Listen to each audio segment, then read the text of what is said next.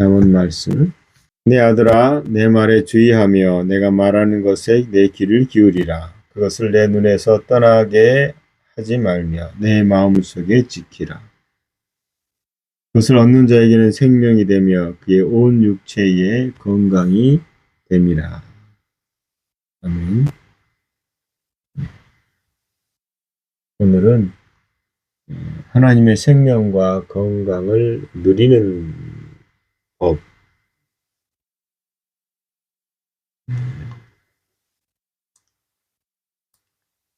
이미 오늘 읽은 말씀에서 어떻게 생명과 건강을 누릴지를 얘기합니다.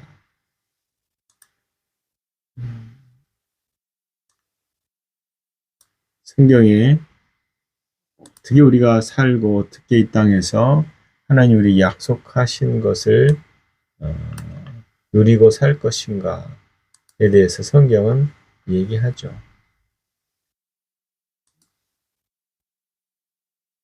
오늘 여러분 얘기 말씀하기 전에 먼저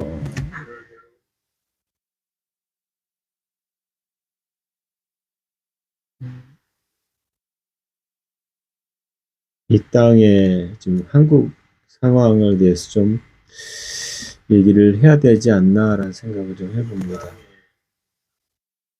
많은 사람들이 상황을 대통령 계엄에 굉장히 놀래서 대통령에 대한 탄핵을 많이 찬성을 했었어요. 그러다가 이제 지금 상황은 탄핵 반대로 많이 돌아서 있다. 그리고 왜 이런 현상이 일어나는가? 이 상황들을 쭉 지켜보면서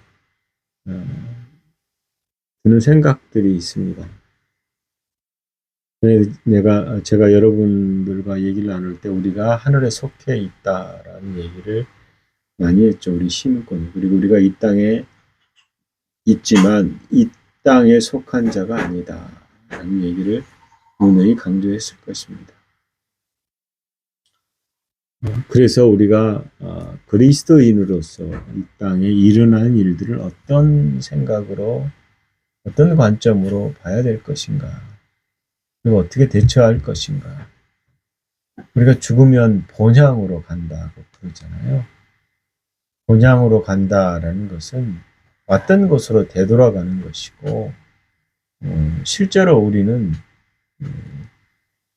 우리가 영원히 정착할 곳이 아니다라는 것입니다. 그런 점에서 이 땅에서 우리가 하나님 나라의 관점으로 이런 우리가 속한 곳의 상황을 봐야 돼요. 우리의 부르심은 아버지의 보내심을 받은 자로서, 그리스도의 보내심을 받은 자로서의 삶을 살아야 되거든요. 그런데 두 가지 것을 보게 합니다. 첫 번째는 우리의 싸움은 육과 혈의 싸움이 아니라 영과 영의 싸움이다. 다시 말하면 현재 정사와 권세를 가진 어둠의 세력들이 끊임없이 정부나 이 리더들, 정치를 끌어가는 지도자들을 향해서 미혹하고 생각을 바르게 판단하지 못하도록 하고 어떤 상황 속에 휩쓸려가게 만든다라는 거예요. 그래서 한국의 현재 상황은 극우, 극좌 이렇게 얘기하는데 그런 단어도 원래는 올바르질 않아요. 보수적인 의견을 가진 사람들이 있고 진보적 의견을 가진 사람들이 있죠.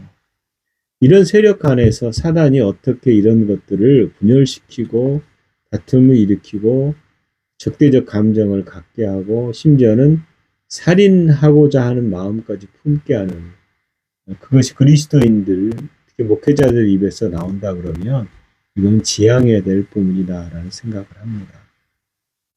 그러니까 균형을 잡고 너무 휩쓸리지 말고 하나님의 뜻을 살피다라는 것이고요. 또 하나는 거짓과 참에 대한 것들입니다.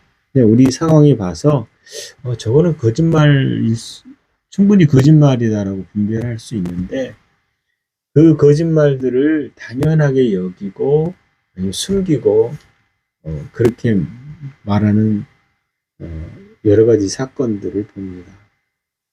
얼마만큼 이 세대가 악해졌는가, 우리나라 상황이 너무 뻔뻔스러울 만큼.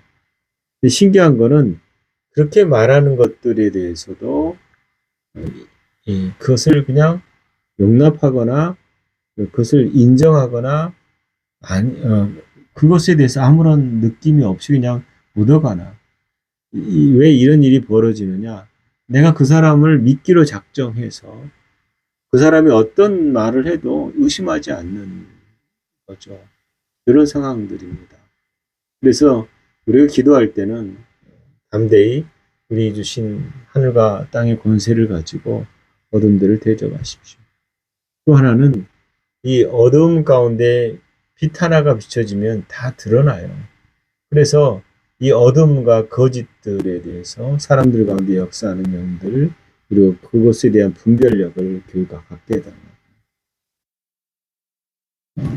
대한민국을 건국하고 이 지금까지 오는 모든 것의 기초는 어떻게 보면 성경의 기독교 사상이 있었습니다.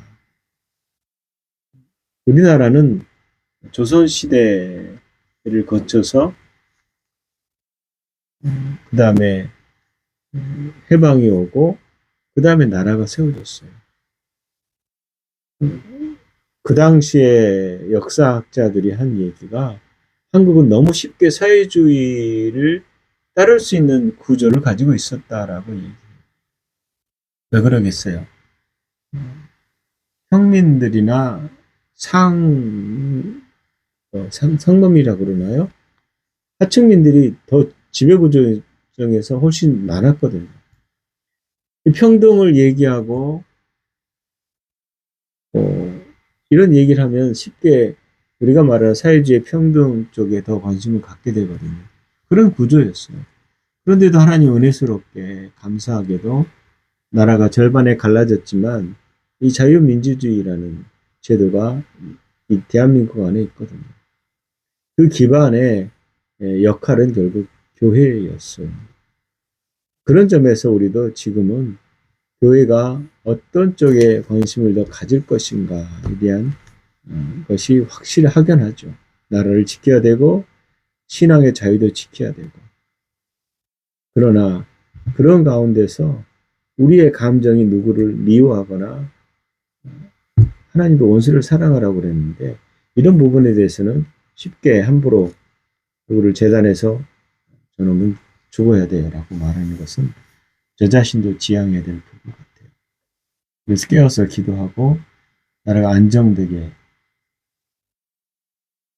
해달라고 우리가 명령하고 선포하고 또 거짓들이 드러나고 어둠의 행위들이 드러나고 너무 떳떳한 거짓말들이 사라지고 부끄러워할 줄 아는 그런 일들이 일어나게 해달라고 우리가 기도해야 될 것 같아요. 오늘은 우리가 생명과 늘 했던 말씀 중에 하나예요. 사람들이 가장 관심 있는 게 뭐겠어요? 영생이잖아요. 죽지 않고 사는 것. 근데 모든 사람은 반드시 죽게 돼 있는데 그럼에도 불구하고 영생, 이 영생이 하나님 생명이에요. 이걸 잃어버렸어요. 부자 청년 예수님께 와서 내가 어떻게 해야 영생을 얻을 수 있습니까? 라고 물어보잖아요. 그래서 율법에 대해서 율법의 강령을 얘기하잖아요. 다 지켰습니다. 그럼 네 재산을 팔아서 라고 얘기하니까 예수님을 떠나거든요. 생명과 함께 이 생명에 대한 관심뿐만 아니라 온 인류는 건강에 대한 관심도 있어요. 뭐 저도 마찬가지지만 건강을 유지하기 위해서 보조식품도 먹기도 하고 비타민 C를 먹기도 해요. 눈이 흐려지지 않게 해서 눈에 대한 약도 먹죠. 즉 건강에 대한 것이 우리의 관심사 중에 하나예요. 그런데 성경은 어떻게 하면 이 생명과 또 우리의 건강이 어떻게 이 땅에서 누리고 풍성하게 할 것인가를 성경에 기록해 놨다라는 겁니다. 오늘 본문의 말씀에서는 아들아 내 말에 주의하며 내가 이르는 것에 내 귀를 기울이라 라고 말합니다. 첫 번째 우리의 건강 혹은 하나님의 생명에 대한 부분은 귀를 기울인다. 어디에 귀를 기울이느냐? 내가 이르는 말, 하나님 말씀이 말하는 바에 귀를 기울인다라는 거예요.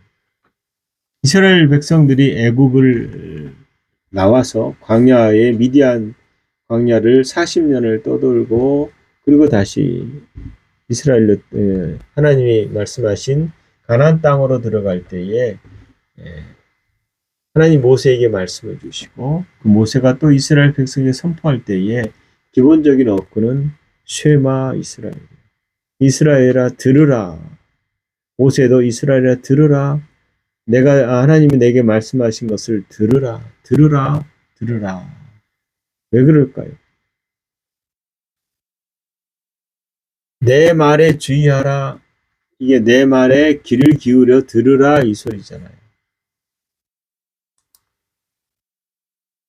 하나님은 그의 말씀을 통해서 우리에게 생명과 건강을 주기 때문에 하나님이 뭐라고 말씀하신지에 대해서 귀를 기울이라 이렇게 말해요.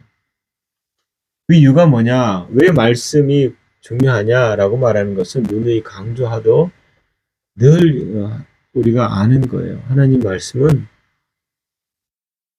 그분의 말씀으로 세상을 지었고 말씀으로 세상을 유지하고 그 말씀으로 사람을 살리고 말씀으로 사람을 죽여요. 그리고 말씀으로 우리는 다시 태어나요. 그분의 말씀이 우리 삶의 첫 자리일 수밖에 없다라는 겁니다. 그리고 그 말씀은 예수 그리스도예요. 예수님이 아니면 우리는 이 땅에서의 새로운 피조물의 삶을 살 수가 없는 거죠. 성경은 처음부터 끝까지 말씀이 생명이다. 그리고 이 생명은 예수 그리스도와 관련지어서 말해요. 예수님은 살아있는 하나님의 말씀입니다. 요한복음 1장에 보면 태초에 말씀이 계십니다. 이 말씀이 하나님과 함께 계셨으니 이 말씀은 곧 하나님이시니라. 그가 태초에 하나님과 함께 계셨고 만물이 그로 말미암아 지은 바 되었으니 지은 것이 하나도 그가 없이는 된 것이 없느니라. 말씀이 육신이 되어 우리 가운데 거하시매. 말씀이 육신이 되어 우리 가운데 거하시매. 그분은 눈에 보여진 하나님 말씀으로 이 땅에 오셨다는 거예요. 그래서 예수 그리스도와 우리의 기록된 말씀이 우리 가운데 있다라는 겁니다. 그리고 요한복음 10장 10절에서 이 말씀이 우리에게 생명을 가져다 주고 이 생명이 더 풍성해지는 것을 얘기해요. 내가 온 것은 양으로 생명을 얻고 더 풍성히 얻게 하려는 것이라 이렇게 말하거든요. 예수님이 이 땅에 오신 것은 우리가 저 영광의 세계로 가는 어떤 엘리베이터, 에스컬레이터 이런 것을 주기 위해서 오신 게 아니에요. 분명히 말씀하시면 예수님이 이 땅에 오셔서 어떤 사람들은 성경책을 통해서 새로운 처세수를 알 수 있어. 경영법을 알 수 있어. 이렇게 말하기도 합니다. 그러나 성경이 말하는 예수님이 오신 것은 바로 생명을 주기 위해서요. 반대로 얘기하면 우리는 생명이 없었다라는 겁니다. 그래서 그것을 얻게 하고 더 풍성히 얻게 하는 것. 다시 말하면 왜 더 풍성해야 될 것 같아요? 우리 삶의 모든 영역에서 그 생명이 충만해져서 그 생명으로 우리의 인생을 살아갈 수 있기를 원하셨기 때문입니다.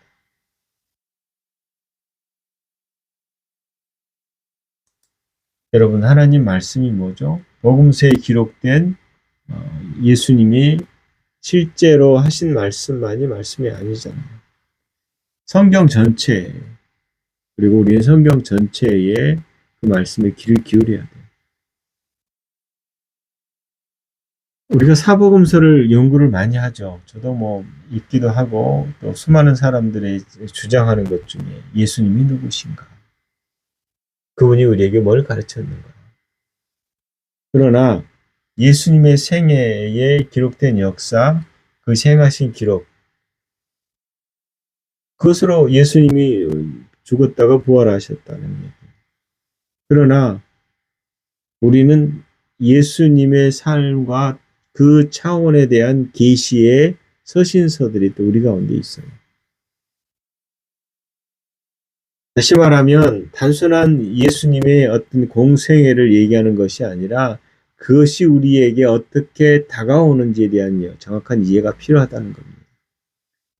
우리는 복음서만 하나님이 주지 않았고 서신서를 줬어요. 그리고 서신서를 읽음으로써 예수님의 사복음서의 그 기록들에 대한 이해가 더 풍성해집니다. 제자들이 예수님과 함께 있었음에도 불구하고 예수님이 죽으시고 부활하신다는 그 가르침에 대한 이해가 없었어요. 심지어는 부활한 예수님 앞에서 그들은 도망쳤어요. 그러나 성령님 오셔서 깨닫게 하셨을 때 그 죽음에 대한 이해, 부활에 대한 이해, 계시에 대한 온전한 이해가, 온전한 계시들이 그 가운데 일어났어요. 그리고 제자들은 정말 용감하게, 영맹스럽게 예수님에 대해서 증언합니다. 증거합니다.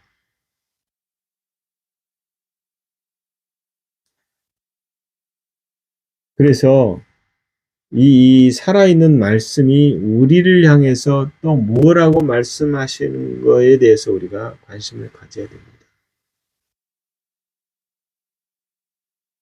예수님이 우리의 율법을 성량하시고 우리로 아브라함과 그 언약의 축복에 참여케 하셨다라는 것을 서신서인 바울이 서신서에서 말씀해요.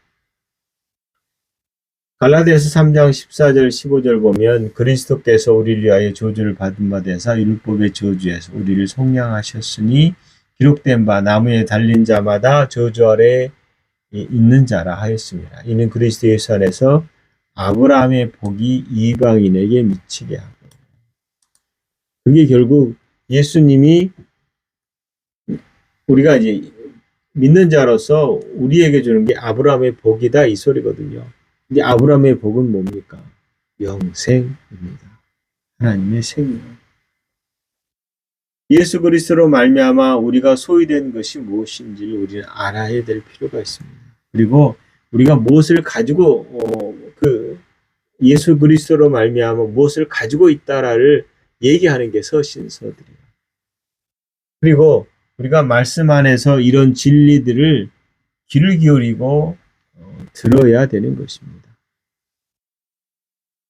그 말씀이 우리 삶의 모든 영역에서 생명과 건강을 그리고 온전함을 부여한다라는 측면에서 우리는 관심을 가지고 성경을, 특별히 서신서들을 읽어야 될 것입니다. 오늘 본문에서 말씀하는 게 뭐예요? 내가 나의 이르는 것을 내게 기울이라, 귀를 기울이라. 그래서 내가 이르는 것, 그분이 말하는 것에 귀를 기울이라. 이 말에 하나님이 우리에게 말씀하니까 우리가 들어야 되지 않니? 맞잖아요. 근데 이 우리의 이 물리적 감각에 나타나는, 물리적 감각에서 나타나는 음성을 듣기를 원하는 사람들이 의외로 많습니다. 하나님은 그렇게 말씀하지 않으세요. 정말 다양하게 말씀하시는데 하나님이 직접적으로 내 귀에 대고 말하는 것이 하나님의 음성이라고 생각한다면 오해입니다. 만약에 이것을 듣기를 원해서 계속 추구하면 미혹의 영이 와서 음성을 주고 그 음성을 따라 조종당해요. 그러면서 그는 마치 하나님이 우리에게 말씀하신 것처럼 행동하고 말하고 그리고 끊임없이 그분과 교제 나눈다고 하면서 정체 모를 음성과 사귀고 있어요. 이거는 굉장히 미혹된 겁니다. 그래서 여러분 주변에서 하나님이 말씀하십니다. 오늘 하나님 이렇게 말했어요. 저렇게 말했어요. 그러면서 마치 날마다 하나님 음성을 듣고 사는 자처럼 말하는 사람이 있다면 경계할 필요가 있습니다. 그 사람은 미혹당한 경우가 훨씬 많아요. 주변에 왜 이렇게 제가 그런 사람들을 많이 알고 있는지 모르겠지만 자기가 다 하나님 음성을 듣고 움직여요. 근데 아니거든요. 얘기하면 절대 듣지 않습니다. 왜요? 이미 굳어져 있어서. 하나님은 그렇게 말씀하시는 것보다 하나님이 당신의 말씀을 통해서 우리에게 말씀하신다라는 겁니다. 하나님 말씀이 영감으로, 성령님의 영감으로 쓰여졌어요. 그리고 그 말씀은 곧 하나님 말씀이다라는 거예요. 여러분, 말씀을 읽고 들으면서 거기에서 우리가 가야 될 길을 만나게 되고 우리가 어떤 길을 가고 있는지를 조명해 주세요. 시편 119편 105절 말씀을 여러분 그냥 넘기지 마십시오. 주의 말씀은 내 발의 등이요 내 길의 빛이니이다. 말씀이 우리의 어두운 가운데 비춰지는 등불이에요. 그리고 우리의 길이 된다라는 거예요. 말씀은 예수 그리스도예요. 내가 길이요, 내가 진리요, 내가 생명이. 즉 하나님의 말씀이 우리를 복음을 듣게 하고 우리의 길을 제시하게 된다라는 거예요. 그래서 말씀을 중요한 삶의 지표로서 삼아야 된다. 사람들이 이것보다는 그냥 주일날 해석 잘해서 설교하는 말씀을 들으려 한다면 별로 얻지 못할 거예요. 개인적으로 하나님 앞에 말씀 앞에 서는 것이 그것도 굉장히 중요한 일입니다. 만약 우리가 하나님의 생명과 충만한 가운데 살고 싶다면 말씀에 전념해야 돼요. 말씀이 말한 바와 어긋나는 것이 무엇인지를 생각하고 우리의 생각은 멈춰야 된다라는 것. 그리고 우리의 말씀이 말한 대로 받아들이고 거기서 말한 대로 행동하는 게 어떻게 보면 우리 약속하신 그 하나님의 약속들을 누릴 수 있게 되는 것입니다. 하나님이 말씀하는 것 외에 길을 닫기가 쉽지가 않아요. 우리의 생각이 너무나 많거든요. 그러나 성경이 분명히 말합니다. 하나님 말씀은 들어야 된다. 그분의 말씀은 진리다. 예수님께서 분명히 하나님 말씀은 진리이다 라고 말했습니다. 그리고 진리를 알지니 진리가 너를 자유케 하리라 라고도 말했습니다. 무슨 말씀이에요? 살아있는 말씀이고 예수님조차도 하나님 말씀을 살아있는 말씀으로 여겼어요. 그래서 우리가 하나님 말씀을 묵상하고 고백할 때마다 그 말씀의 능력들이 우리 가운데서 역사하기 시작하는 것입니다. 우리가 예수님을 구주로 고백했을 때 우리는 영적인 탄생과 함께 개인적으로 하나님을 알아가기 시작하죠. 그러나 기록된 하나님 말씀을 알지 못하면 살아있는 말씀이 예수 그리스도를 충만하게 알지 못하게 된다라는 사실입니다. 하나님 말씀을 여러분 느낌으로 이해하려고 하지 마십시오. 느낌이 아니라 하나님 말씀은 말씀 그 자신입니다. 예수님을 이해하는 것이고 말씀을 통해서 하나님을 이해하는 것이고 말씀을 통해서 성령님을 만나는 것입니다. 그래서 하나님 말씀이 우리 삶의 전부가 되도록 그분의 말씀 안에 있는 생명이 우리를 끌어가도록 그리고 말씀을 통해서 하나님을 알고 말씀을 통해서 성령님과 예수 그리스도를 알아야 된다라는 겁니다. 잠언 4장 21절에 그것을 내 눈에서 떠나지 말며라고 또 얘기했어요. 내 말을 하나님 말씀에 우리가 떠나지 말며 귀를 기울일 뿐만 아니라 말씀을 눈으로 봐야 된다라는 얘기입니다. 성경은 예수님에게 계속 지속적으로 그분을 향해 있어야 된다라고 얘기합니다. 그 성경 분명히 말하고 있어요. 히브리서 12장 2절에 믿음의 주에 온전케 하신 이 예수를 바라보자. 그는 그 앞에 있는 기쁨을 위하여 십자가를 참으사 부끄러움에 게으르지 아니하시더니 하나님 보좌 우편에 앉으셨느니라 라고 말했습니다. 우리는 계속 하나님 말씀을 바라보고 그것을 내 것으로 여길 필요가 있다라는 거예요. 그러면 기록된 말씀을 바라보고 귀를 기울이고 그 말씀을 먹는다, 고백한다. 하나님 말씀을 먹을 때만이 그분의 말씀이 우리 마음에 거하게 돼 있어요. 이게 쉬운 것 같은데 저도 이것을 지속적으로 지금도 할 수밖에 없어요. 만약에 말씀의 고백이 우리 가운데 사라지면 우리는 제대로 신앙생활하기가 어려울 겁니다. 우리 몸에 여러분 문제가 생기면 어떻게 돼요? 낫기 위해서 노력하잖아요. 저도 노력해요. 약도 먹기도 하고 치우기도 하고. 그런데 그럼에도 불구하고 우리는 계속 하나님을, 예수님을 바라봐야 되는 것입니다. 회기 목사님이 이런 얘기를 많이 하셨어요. 그분의 얘기 중에 날마다 기도하는데 그럼에도 불구하고 몸에 계속 고통이 있어요. 그래서 무릎 꿇고 기도하면서 자기가 가지고 있는 성경의 말씀을 가지고 주장을 했어요. 그리고 잠이 들었는데 여러분 그렇게 주장하고 말씀을 얘기했는데도 증상이 더 악화되지 해결이 안 되는 거예요. 그래서 힘든 가운데 잠이 들었는데 하나님께서 잠이 들었다 또 깼어요. 그리고 고통스러워서 아니 나는 말씀을 고백하는데 주장하는데 주님이 채찍에 맞으면 나아버리거든요. 내가 왜 이 고통이 계속 있어야 되나요? 라고 얘기를 했어요. 그러자 그리고 나서 이제 겨우 진정하고 잠이 자는데 영으로서 희미하게 어떤 음성이 들리는 거예요. 뭘까요? 생각하지 마라. 회기 목사님이 그 말씀을 듣는 순간 이 말씀이 뭐라는 것을 알으셨어요. 성령께서 주신 말씀, 로마 4장의 9절에 있는 말씀입니다. 그래서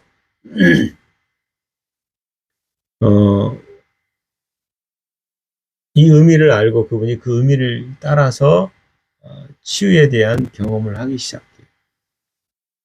무슨 말이 생각하지 말라라는 것에 대해서 굉장히 중요합니다. 생각하지 마. 뭘 생각하지 말아야 하는 거죠? 아브라함이 창세기 로마 4장 19절 21절에 보면 자기 몸에 죽은 것 같은 몸과 사라의 태의 죽은 것 같음을 알고도 믿음이 약하여지지 아니하고 믿음이 없어 하나님의 약속을 의심하지 않고 믿음으로 견고해져서 하나님께 영광을 돌리며 약속하신 그것을 또한 능히 이루실 줄을 확신하노니 라고 되어 있습니다. 아브라함이나 사라나 아기를 낳을 수 없는 상태가 된 것을 알고 있어요. 그럼에도 불구하고 하나님의 약속에 대해서 흔들리지 않았다라는 거예요.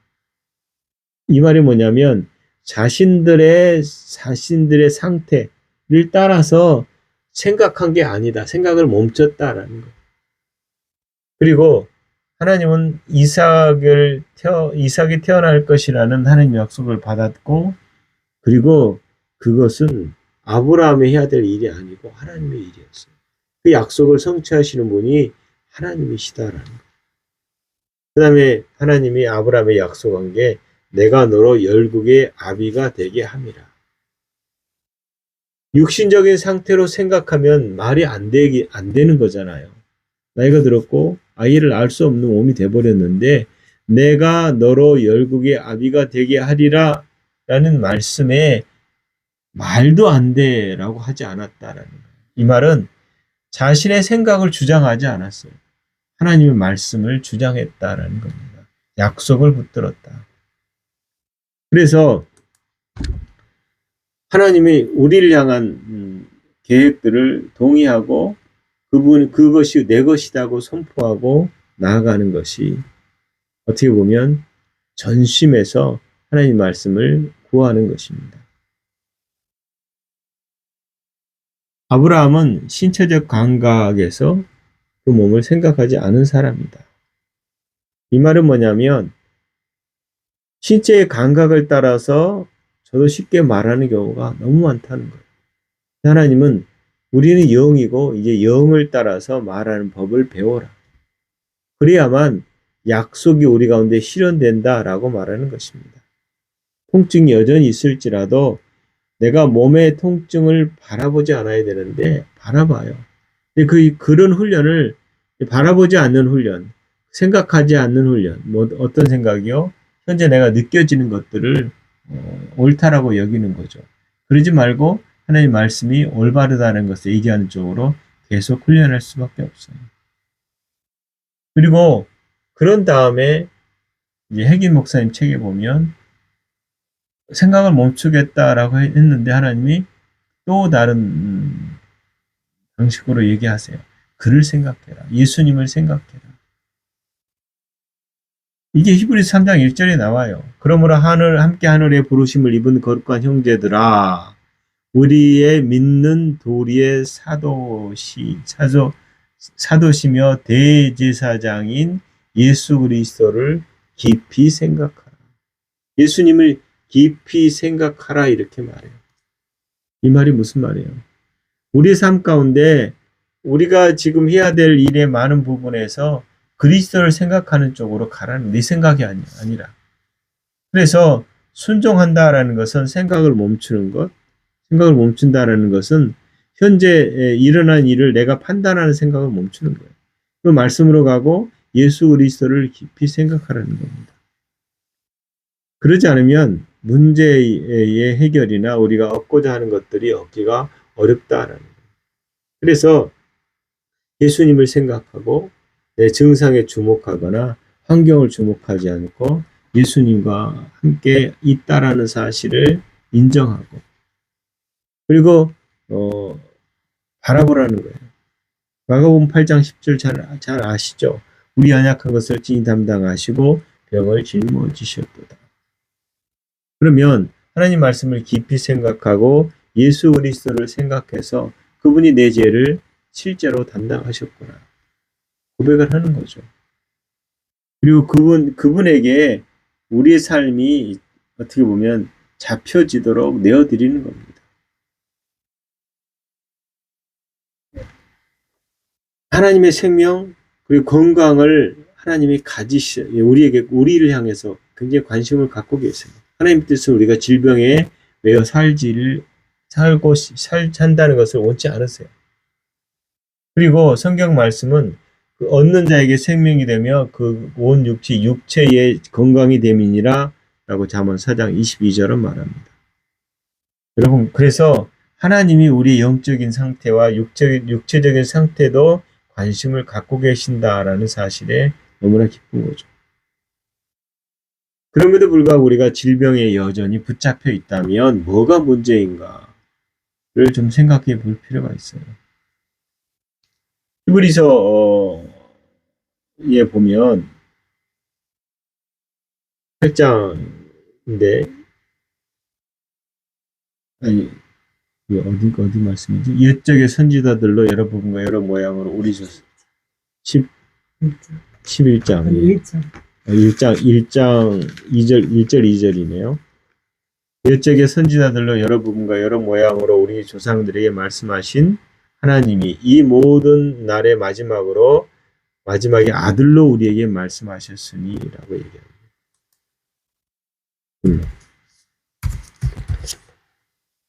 아들을 통하여 아들을 통하여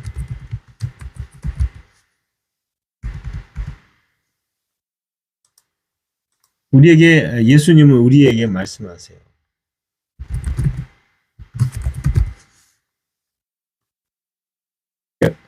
우리에게 말씀하시는 하나님, 이게 예수님이세요. 그래서 우리가 하나님 음성을 듣기 원한다면 예수님에게 귀를 기울여야 돼요. 예수님이 문둥병자를 만났어요. 근데 그 문둥병자가 예수님께 뭐라고 말씀해요? 주여 원하시면 저를 깨끗하게 하실 수 있나이다. 이렇게 말하니까 예수님이 내가 원한다라고 말해요. 내가 원한다. 깨끗함을 받아라. 다른 말로 말하면 내가 지금 원하고 있다. 네가 낫기를. 이게 하나님 뜻이거든요. 하나님은 우리가 질병으로 살다가 죽는 걸 원치 않으세요. 근데 우리는 질병을 따라 죽을 수 있거든요. 그리고는 이것도 하나님 뜻이야 라고 말한다면 절대 그것은 하나님 뜻은 아니에요. 하나님이 허락한 바 되었지만 하나님의 뜻은 아니다라는 거예요.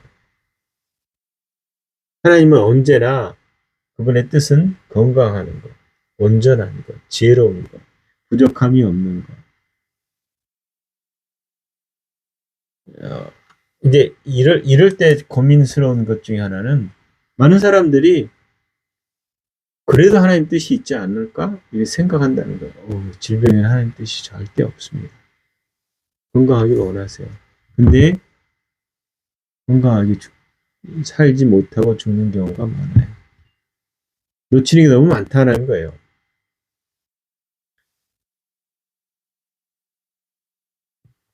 여러분, 이제 말씀을 좀 맞추는 쪽으로 가볼게요. 무슨 말이냐면 하나님은 우리에게 말씀하시는데 성경을 통해서 말씀하시고 성령님을 통해서 말씀하세요. 근데 성령님은 성경을 벗어나서 말씀하지 않으세요. 요한복음 16장 13절에 그러나 진리의 성령이 오시면 그가 너희를 모든 진리 가운데로 인도하시리니 그가 스스로 말하지 않고 오직 들은 것을 말한다라고 말해요. 그렇기 때문에 우리는 하나님 말씀을 귀를 기울이고 집중하고 그 다음에 마음에 지켜야 된다라는 거예요. 우리의 삶의 건강과 하나님이 주신 하나님 나라의 복은 어디서 시작하느냐? 우리의 영에서 시작해요.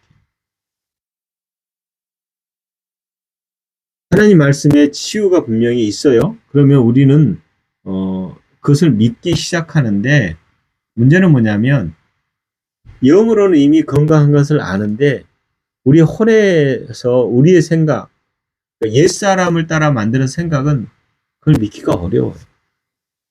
그래서 감각을 쫓아서 더 반응하려고 해요. 성경은 사람은 구원을 받기 전에 외적 증거가 나타나기 전에 구원을 받아요.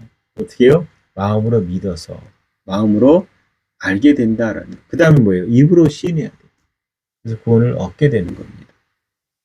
그런데 우리는 외적 증거가 나타나야 믿으려고 한다라는 거예요. 홍해가 갈라지기 전에 믿음으로 서 있어야 됐거든요. 그리고 하나님은 갈라오셨어요. 이미 갈라오셨어요. 즉 믿음으로 이것을 얻어야 되는데 우리는 치유를 많이 놓친다는 거예요. 왜요? 외부적인 증거를 더 간절히 바라거든요.